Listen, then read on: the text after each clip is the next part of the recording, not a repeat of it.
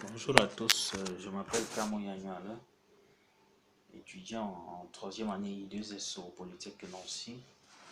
Je vais aujourd'hui, à travers cette vidéo, vous présenter le résultat de mon travail que j'ai effectué durant les 10 mois que j'ai passé auprès de cette école. Ce travail consistait à développer une application web pour la gestion des bibliothèques universitaires. Il m'a permis de mettre en pratique toutes mes connaissances et mes compétences dans le développement web pour donner enfin ce résultat. Comme nous savons tous, le développement d'une application passe par une analyse de données, et cette analyse de données qui, par la suite, permet de créer une base de données qui doit être utilisée pour le développement de son application. Donc, je vais actuellement vous présenter cette base de données, celle dont j'ai utilisé pour le développement de mon application. Ma base de données, je l'ai nommée ici librairie qui contient normalement, qui regroupe plusieurs tables. Ces tables qui seront par la suite mappées pour former des entités qui vont me permettre de développer qui vont m'aider pour le développement de mon application.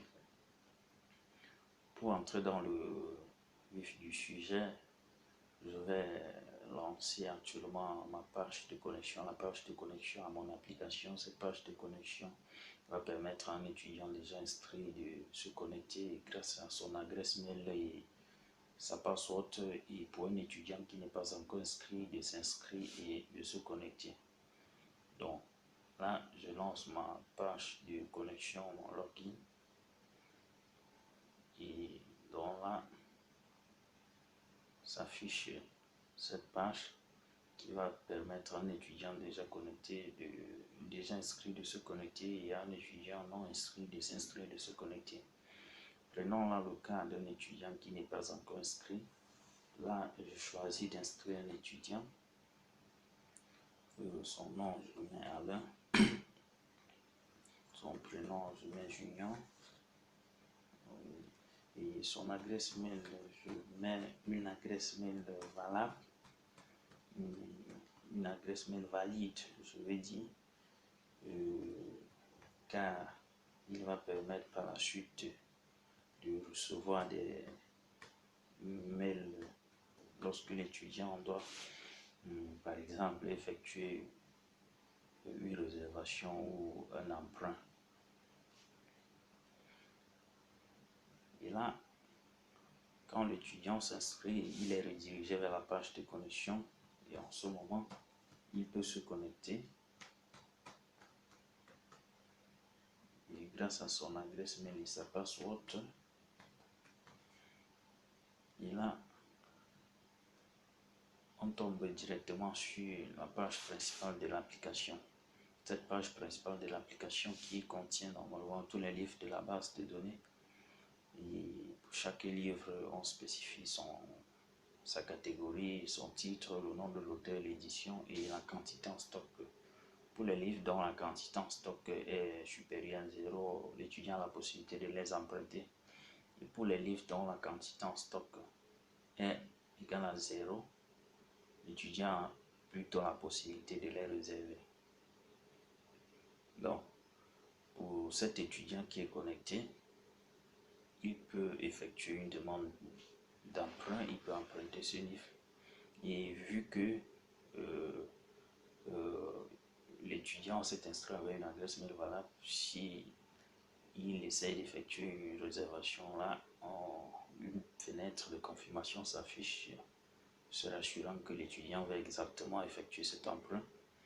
Et donc, là, s'il clique dessus et qu'on ajoute cette page, on voit que le nom d'exemplaire de ce livre en stock passe de 3 à 2. Et là, si l'étudiant va dans sa boîte mail, il doit effectivement normalement recevoir un mail, un message l'informant sa demande de réservation, lui confirmant que sa demande de réservation a bien été prise en compte. Ainsi, j'ajoute ma boîte mail.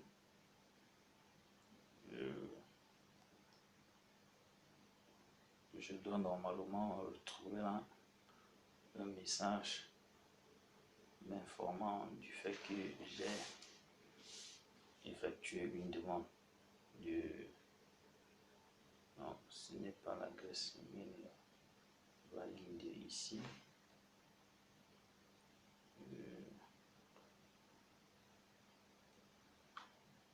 Quelle adresse ça correspond à...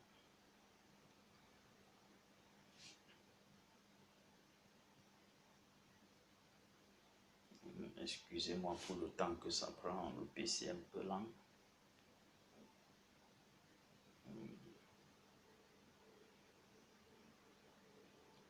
Là, normalement, je dois recevoir un message m'informant. Ah, c'est donc ça le message reçu à 14h28, confirmation d'emprunt.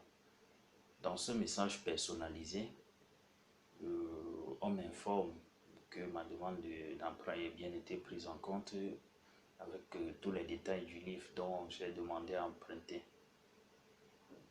Ce message a été personnalisé au niveau de l'application. Je l'ai écrit moi-même et il se trouve là.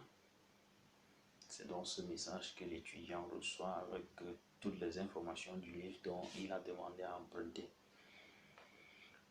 Donc, si ce même étudiant effectue encore une deuxième réservation, là encore, il va recevoir notre mail.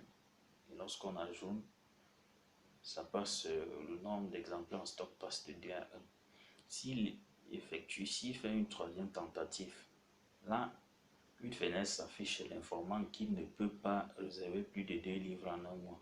Donc, là, j'ai mis cette contrainte qu'un étudiant ne peut pas effectuer 2 emprunts en moins d'1 mois. Donc, au maximum, l'étudiant peut faire 2 emprunts. Mais il peut, tout au contraire, faire une énormité de réservations. Donc, cet étudiant peut tout de même là effectuer cette réservation, la réservation pour ce livre qui n'est pas disponible. Donc, et s'il effectue une réservation, il va tout de même recevoir un message l'informant qu'il a effectué une demande de réservation. Ça, c'est pour cet étudiant. Si un autre étudiant différent de celui-ci se connecte, le compteur de son nom d'emprunt est mis à 0. Donc, lui aussi, il ne pourra pas effectuer plus de 2 réservations. Tout de même que celui-ci, il ne pourra pas effectuer plus de 2 réservations comme vous l'avez constaté pour celui-ci. Là maintenant, l'étudiant aussi a la possibilité de contacter le développeur. Là, si on clique là, ça nous redirige sur la page de contact. Ici, l'étudiant peut saisir son message et l'envoyer au développeur. Là, l'étudiant peut consulter la liste des livres de la base de données et la liste aussi des étudiants de la base de données.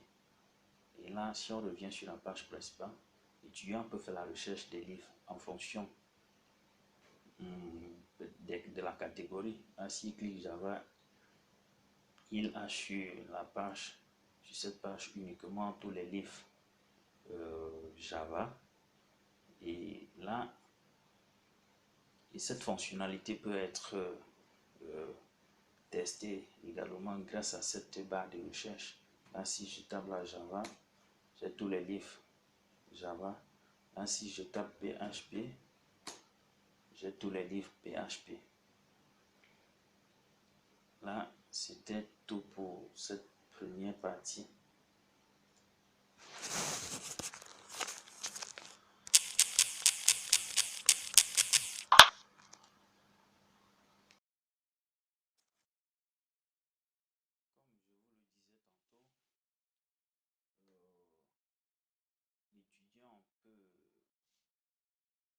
rechercher un livre grâce à son titre, son ISBN, sa catégorie, le nom de l'auteur ou grâce à un mot-clé.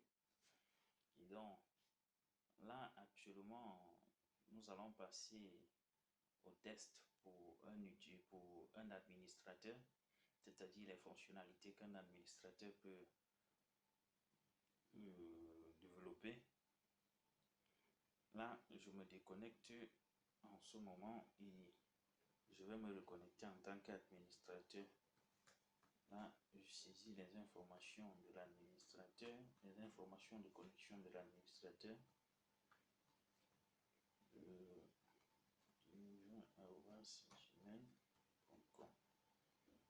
Là, je mets sa password.